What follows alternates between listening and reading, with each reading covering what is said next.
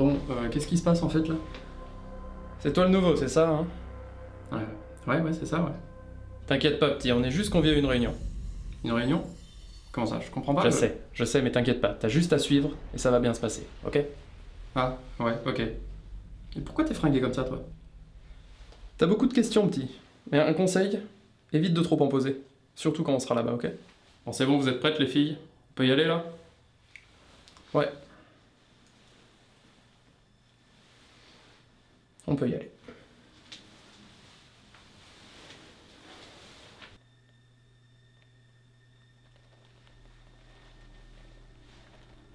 Bienvenue à vous. Excusez-moi, mais les lunettes, c'est normal le truc? T'as un problème avec mes lunettes, c'est ça? Ah, non, vraiment pas, aucun problème, non. C'est cool. Tant mieux. Prenez place. Bien, comme vous l'avez remarqué, nous sommes de plus en plus nombreux. Nous devons donc redoubler de vigilance pour éviter le pire. Aujourd'hui, on va tenter un éveil.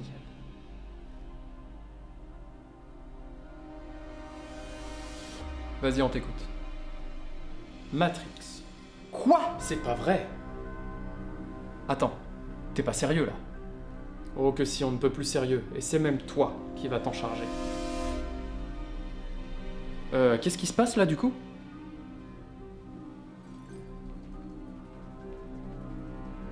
Je commence quand?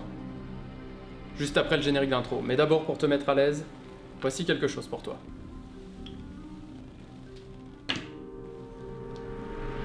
Choisis la pilule rouge, et tu vas partir pour un trip d'enfer histoire d'être bien au summum de tes capacités pour traiter le film. Choisis la pilule bleue et... Bah comme c'est du Viagra, en fait tu vas triquer comme un dingue pendant des heures, regarde ça! Oh putain! Mec! Alors dis-moi, quel choix fais-tu? Non mais attendez, c'est vraiment bizarre ce qui se passe, c'est quoi ces cachetons? Ouais, écoute-moi bien petit connard, si tu tiens tant que ça à te faire remarquer, t'as qu'à aller poster des propos injurieux envers n'importe quelle minorité ou handicap sur les réseaux sociaux et je peux t'assurer que là, tu vas devenir une putain de star. Mais en attendant, si tu ouvres encore une seule fois ta gueule de merde, je te promets que des pilules, ça va être la seule et unique chose que tu pourras avaler jusqu'à la fin de ta vie quand j'en aurai fini avec toi. C'est clair?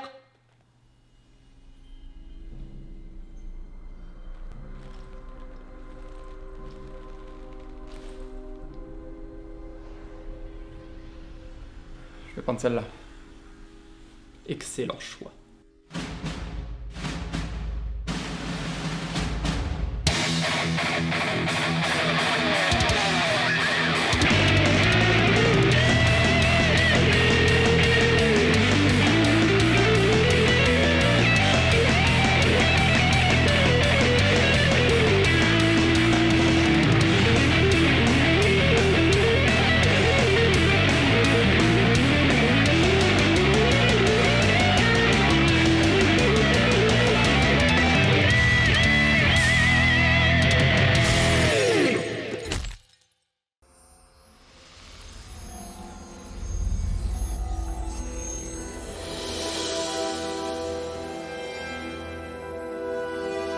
Oula, Warner Bros a fait péter le chromavert pour l'occasion, ça déconne zéro, hein. Putain, c'est marrant, y a comme un truc qui a changé chez vous deux, non? Non, mais c'est normal, t'occupes, c'est dans la matrice, y a des changements. Reprends ce que tu disais, ça avait l'air intéressant. Ouais, c'est vrai, et j'ai surtout aimé le moment où t'as dit « Oula, Warner Bros fait péter le chromavert, attention, ça déconne zéro. » Pourquoi on le laisse parler, lui, au fait? Je sais pas, c'est la question que je me pose aussi. Donc Matrix, ou The Matrix en version originale, débute sur une descente de policiers dans un bâtiment délabré. Leur cible, c'est 7 filles, connues sous le nom de Trinity. Elles se débarrassent sans mal de ses assaillants, mais doivent fuir car d'autres arrivent, dont des espèces de businessmen en costard qui ont l'air de vachement l'impressionner. On se rend très vite compte que Trinity n'est pas une fille comme les autres au vu des sauts qu'elle peut effectuer. Mais son poursuivant ne se laisse pas démonter et en fait de même. Et non Jean-Jacques, c'est pas possible en effet, mais ça nous permet de nous rendre compte que la vraie menace vient de Sega en costume. Pour fuir, Trinity ne trouve pas d'autre moyen que d'imiter Superman avec un effet qui malheureusement a plutôt mal vieilli et dévaler un escalier en roulade. Attention quand même, hein, y a des blonds aux petits pieds qui sont morts pour moins que ça. Finalement, Trinity parvient à s'enfuir, on ne sait trop comment, en répondant à un coup de fil des plus importants, et on va s'intéresser maintenant à un autre personnage, un pirate informatique qui se fait appeler Neo. Après une mise en abîme, une première référence biblique et une première référence à Lewis Carroll, Neo est approché par le personnage de Trinity qui va attiser sa curiosité. Qu'est-ce que c'est que la matrice? Ceci dit, la question a tellement l'air de l'avoir retournée que je crois qu'il a planté. Après avoir donc fait semblant de travailler devant son écran noir, il reçoit un téléphone par colis qui se met à sonner dès qu'il le prend en main. Oh putain, l'horreur.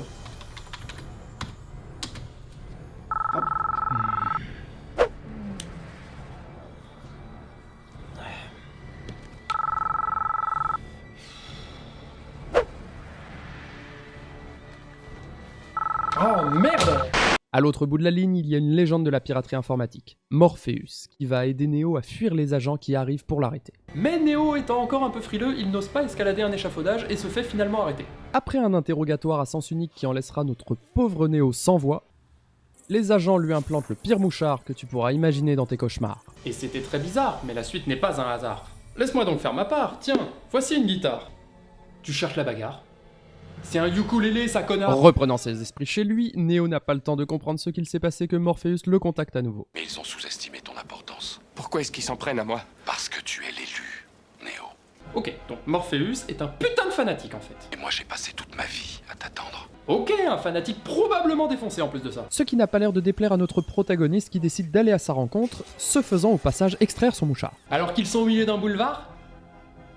Ok, ce qu'on va faire c'est que tu vas arrêter d'avoir 30 secondes de latence pour les blagues maintenant, ok? Trinity amène donc Neo jusque là où Morpheus l'attend. C'est ici. Ah bah heureusement que tu me le précises, merci. Parce que moi je pensais sincèrement qu'on était monté au dernier étage de cet immeuble délabré juste pour faire une petite pause pipi avant de reprendre la route. Hein. Bref, il rentre finalement dans la pièce. Comme tu as dû le deviner, je suis Morpheus. Mais putain, c'est quoi votre problème en fait? Vous vous faites un concours d'évidence tous les deux? Et après deux nouvelles références à Lewis Carroll, Neo prend sa petite pilule rouge. Ah, je savais que c'est celle-là que j'aurais dû prendre. Ok. La cam que lui a filé Morpheus lui fait faire un trip d'enfer et il se réveille dans une cuve très étrange, dans un lieu encore plus étrange. Wow, violent comme drogue. Putain, il déconne zéro le cam est fanatique. Une machine volante qui passait par là le dévisse et tire la chasse pour expulser ce nouveau déchet de la société, mais il sera récupéré par une poignée d'autres déchets qui zonent à bord d'un vaisseau miteux. Plutôt bien organisé ces dealers. Ceci est notre structure. Une sorte de programme de chargement. Oui, moi j'appelle ça un fond vert. Je peux faire pareil. Hein. Bon d'accord, j'ai pas un fond vert assez grand pour faire ça en fait. Morpheus va donc expliquer que la matrice est en fait un monde virtuel, que tout ce que croit savoir Neo n'est qu'illusion, et que les machines dotées d'intelligence artificielle dominent actuellement le monde réel, utilisant les humains comme énergie en les cultivant comme du blé, car privés de soleil. Mais nous savons que c'est l'humanité qui a assombri le ciel. Oui, l'humanité avant d'être éradiquée en quasi-totalité a assombri le ciel pour tenter de priver les machines d'énergie solaire. Alors, machine menaçante ou non, cacher le soleil est une idée débile en soi pour un être humain. Après moi ce que j'en dis. Et Neo, il a réagi comment en apprenant ça du coup? Pas si mal. Après ça, Morpheus nous offre une bonne dose de références bibliques, puis Neo commence à accepter la triste vérité et s'entraîne aux arts martiaux grâce à des programmes téléchargés directement dans son esprit. Oui, car en fait, comme seul l'esprit est relié à la matrice, les humains peuvent créer des programmes pour interférer directement avec elle. Et ainsi, en quelques secondes seulement, ils peuvent s'implanter des connaissances. J'aurais tellement rêvé d'avoir ça au bahut. Morpheus essaie de libérer l'esprit de Neo et lui apprend encore une leçon vitale. Je croyais que c'était pas réel. L'esprit pense que ça l'est. Si on se fait tuer dans la matrice, on meurt ici. On ne peut survivre sans l'esprit. Alors là, faisons une pause, vous voulez bien? Ah ouais, carrément. Mais non pas vous, abruti! Morpheus lui dit que l'on doit se libérer l'esprit pour pouvoir transgresser les règles de la matrice et ainsi pouvoir par exemple faire un saut d'un gratte-ciel à un autre. Mais il dit également que l'esprit pense que ce qui se passe dans la matrice est réel, vous me suivez? Ouais. D'accord, donc selon moi, ça soulève deux interrogations majeures. La première est que si l'esprit pense que ce qui se passe dans la matrice est réel, comment peut-il se libérer? Je m'explique. Les humains sont cultivés depuis leur naissance et vivent dans la matrice qui est pour eux le monde réel. Dès lors où ils sont libérés et sortis de ce monde qu'ils croient être la réalité et qu'on leur apprend que tout n'est en fait qu'illusion et que le monde réel est totalement autre chose, l'esprit et les croyances fondamentales d'une personne doivent forcément entrer en conflit lors de cette révélation. Wow. Mais ça, dans le film, c'est abordé. Bien cassé brièvement, car sinon le sujet du film n'aurait pas du tout été le même. Mais du coup, il y a une question que les personnages ne se posent jamais vraiment, qui est pourquoi ce monde-là serait-il le réel et pas encore une forme de matrice? Alors ça fait un peu Inception comme ça, mais là où je veux en venir, c'est comment un esprit peut-il se libérer totalement et ne pas devenir instable s'il ne peut jamais être sûr que le monde dans lequel il évolue est une réalité ou une matrice? Là tu pinailles, et puis en plus la question est abordée par deux aspects dans Matrix Reloaded. D'abord, le programme Smith qui a muté en virus prend possession du corps d'un humain et se rend depuis la matrice dans le monde que Morpheus appelle le monde réel, chose normalement impossible car logiquement en prenant possession de son corps, il prend aussi le contrôle de son esprit. Donc l'esprit humain meurt et à ce moment il ne peut donc pas rejoindre le monde réel. Donc est-il vraiment passé de la matrice au monde réel ou bien d'une matrice à une autre, comme un programme ou un virus pourrait le faire? Et aussi, lorsqu'à la fin, Neo peut arrêter les sentinelles par sa seule volonté alors qu'il est à ce moment même dans le monde réel. Cela laisse en effet penser qu'il a tellement libéré son esprit que pour lui, il n'y a plus de limite. Sauf que dans le monde réel dont nous parle Morpheus, les humains n'ont pas la possibilité d'exercer les libertés qu'ils se permettent dans la matrice. Donc encore une fois, est-ce bien la réalité ou une nouvelle forme de matrice dans laquelle sont piégés les humains? Ok, alors primo, c'est moi qui pinaille. Deuxio, tu sais très bien qu'on pourrait débattre de ça et de dizaines d'autres alternatives sur le sujet pendant des heures. Et tertio, tu viens de spoiler la fin du 2 comme un énorme bâtard sans cœur. Non mais de toute façon, le film il est moins bien que celui-là. Ouais, c'est vrai qu'il est moins bien. C'était quoi ta deuxième question en fait? Oh, je me demandais juste pourquoi Neo avait du sang dans la bouche en sortant de la matrice si tout ce qui s'y passe n'est que dans son esprit et que son corps n'a pas bougé du siège. Désolé, je ne voulais pas digresser, mais croyez-moi, quand on parle de Matrix, c'est difficile. On reprend. Morpheus renseigne Neo sur ce que sont les agents. Ils disposent d'entrées et de sorties dans tous les softwares encore implantés dans leur système. Ce qui veut dire que toute personne que nous n'avons pas débranchée est potentiellement un agent. Et il lui dit également qu'il devra les affronter pour vaincre le système. Ensuite, notre petit nouveau va avoir une conversation avec Cypher, le sceptique de l'équipage. Pourquoi j'ai pas pris la pilule bleue? Je t'assure que tu ne perds rien, hein. Bon, dans la scène d'après, on se rend compte que Cypher est un traître et qu'il passe un accord avec les agents. Il leur livre Morpheus, qui connaît les codes d'accès de Sion, la dernière cité de l'humanité, et en échange, il veut se faire réinsérer dans la matrice avec des nouveaux souvenirs et une nouvelle vie pour oublier la misère et la dureté du monde réel. Alors, il y a un tout petit truc qui me dérange avec cette scène. Alors qu'il se branche tout seul à la matrice, pourquoi pas? Mais sachant qu'il faut que l'opérateur passe un coup de téléphone pour extraire ensuite l'esprit de ceux qui sont dans la matrice, comment Cypher est-il revenu? Car là, il est derrière Tank, vous le voyez. Alors je pourrais encore une fois débattre sur ce sujet avec l'hypothèse que les agents l'auraient renvoyé, mais dans ce cas, les machines pourraient probablement manipuler des programmes pour s'infiltrer parmi les humains et... J'emmène Neo la voir. Voir qui? L'oracle. Oh mais ça va bien de relancer le film comme ça et de me couper au milieu d'une phrase? Bon, oui d'accord, on continue. Donc pour une raison qui m'échappe, ils sont tous du voyage dans la matrice. Cypher laisse son téléphone allumé dans une poubelle afin que les agents puissent les localiser. Morpheus et Neo passent devant le vieux au bas de l'immeuble de l'Oracle qui me rappelle vachement celui que James Edwards croise à l'entrée du MIB et Neo rencontre finalement... Je suis à vous tout de suite. Bonne maman qui fait ses petits cookies. Ça n'est pas ce que vous imaginiez, n'est-ce pas? Oui, c'est-à-dire qu'avec les tenues atypiques des autres... Je vous croyais moins séduisant. Ah, alors c'est gentil, hein. Mais par contre, calme-toi. C'est quoi comme entretien ici? Vous savez pourquoi Morpheus vous a amené à moi? Alors, j'avais une idée sur la question, mais là, je balise un peu, hein. Ouvrez la bouche et dites A. Quoi? Et là, vous dites... Morpheus s'est bien foutu de ma gueule, le bâtard. Bref, après sa petite visite médicale, Neo a le droit à sa sucette, son cookie, et ils peuvent repartir. Ce qui a été dit pour toi. Et pour toi seul. Et en plus, il ose continuer à se foutre de ma gueule même après ça. Ils reviennent à leur point de départ et wow, attendez. Cette image.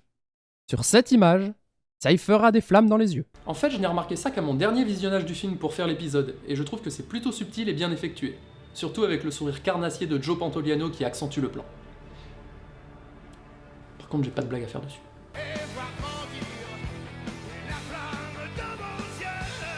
Les choses se gâtent juste après. Accompagnés de forces de police, les agents ont cerné le bâtiment et tué un membre de l'équipe.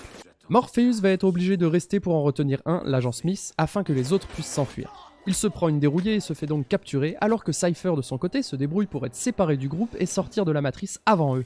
Et qui dit traître en position de force dit forcément...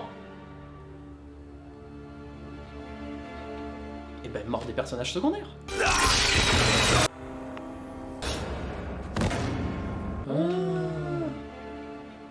Bon, en réalité, il y en a un qui survit, tue Cypher et peut extraire Trinity et Neo de la matrice.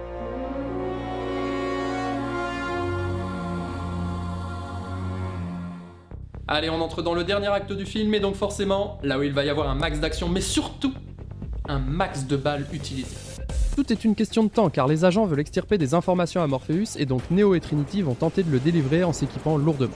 Mais on apprend aussi que Smith veut s'introduire au cœur de Sion pour échapper au système des machines, car il sait très bien que dès que Sion aura été détruite, il sera obsolète et donc désinstallé. Donc cet agent se rebelle aussi contre ses créateurs. Neo et Trinity arrivent à ce même instant au bas de l'immeuble. Veuillez enlever tous les objets métalliques que vous avez sur vous, clés, monnaie... Putain, c'est dingue! Coquin. Ils se débarrassent plutôt facilement des premiers gardes, mais des renforts arrivent tout de suite après. Pas geste!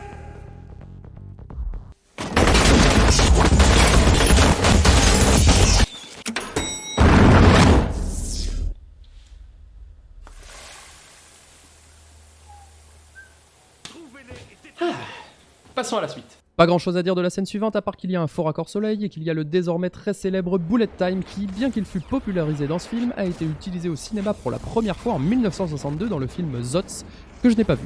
Le Bullet Time se base sur la technique appelée chronophotographie, inventée en 1882 par le français Étienne Jules Marais, qui s'est lui-même inspiré des travaux de l'astronome Jules Janssen, français également, et inventeur du revolver astronomique en 1874, dans le but de photographier le passage de Vénus devant le Soleil. Comme quoi on croirait pas, mais le Bullet Time trouve ses origines en France au 19e siècle. Alors le clin d'œil ça se voit pas avec les lunettes par contre. Ah oui merde c'est vrai. Ensuite Neo sauve Morpheus en utilisant probablement encore plus de munitions que dans les deux scènes précédentes et ce dernier est extrait de la matrice suivi de près par Trinity. Malheureusement Smith coupe la ligne et confronte Monsieur Anderson. pour un face-à-face. Mon nom est Néo. Oula pardon, faut pas se vexer comme ça dis donc. Sauf que Smith revient vite à la charge et cette fois notre élu se carapate car il va avoir les 3 agents à ses trousses. En parallèle, dans l'autre matrice, dans le monde réel, des machines attaquent le vaisseau, ne laissant que très peu de temps à Neo pour revenir avant d'utiliser un EMP, Écran magnétique propulsé. qui désactivera ainsi tous les appareils électroniques pris dans le champ d'action. Mais il aura une mauvaise surprise derrière cette porte car Smith l'y attend et le crible de balles, tuant ainsi notre héros. Anecdote. Cet appartement devant lequel Neo est abattu est l'appartement 303. Au début du film, Trinity est également cachée dans un appartement portant le numéro 303 qui peut rappeler la Trinité divine. Et on peut aussi voir que Neo, qui est en anglais l'anagramme de One, traduit donc par l'élu en français, vit dans l'appartement 101. Et je tiens à faire part d'une toute petite touche personnelle dans les interprétations, le Neo qui naît en sortant de la matrice au début du film, il le fait au moment où il ouvre la porte contenant le numéro 101. Et il meurt au moment où il ouvre la porte contenant le numéro 303, par fait multiple, par 3, du chiffre précédent. Il y a également 3 agents, Neo contient 3 lettres, les héros Morpheus, Neo et Trinity sont 3, il y a 3 films Matrix, la Triforce est un triangle que se partagent 3 personnages, il faut appeler 3 fois Beetlejuice pour qu'il apparaisse, 3 mousquetaires, 3 requins, 3 frères, triple cheeseburger, The White Stripes, Elephant, Seven Nation Army, blanc, rouge, noir, Jack White, Jack White, Jack White putain! Et si j'insiste là-dessus, c'est parce que je parie que vous ne le saviez pas, mais Jack White est un obsédé du chiffre 3, à tel point que le groupe The White Stripes était entièrement basé sur ce chiffre, et qu'il a créé son propre label baptisé Third Man Records, soit les enregistrements du troisième homme, en français. T'en as pas marre de digresser? Si, un peu. Graisser.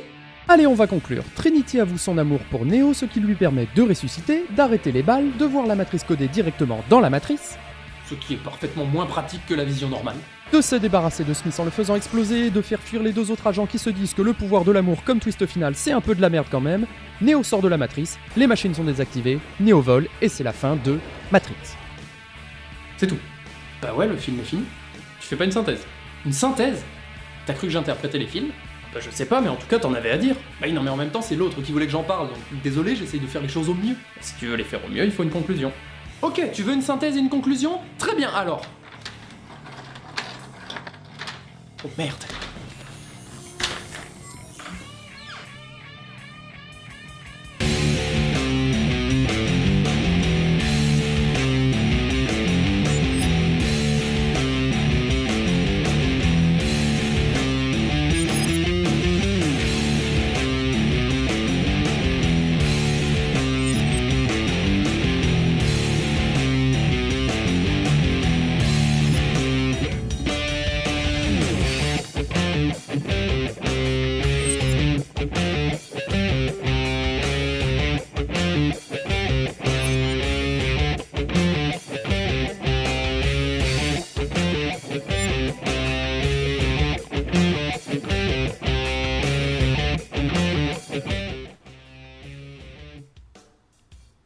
Bah merde, j'avais oublié d'éteindre. Stu, Marie, vous êtes là?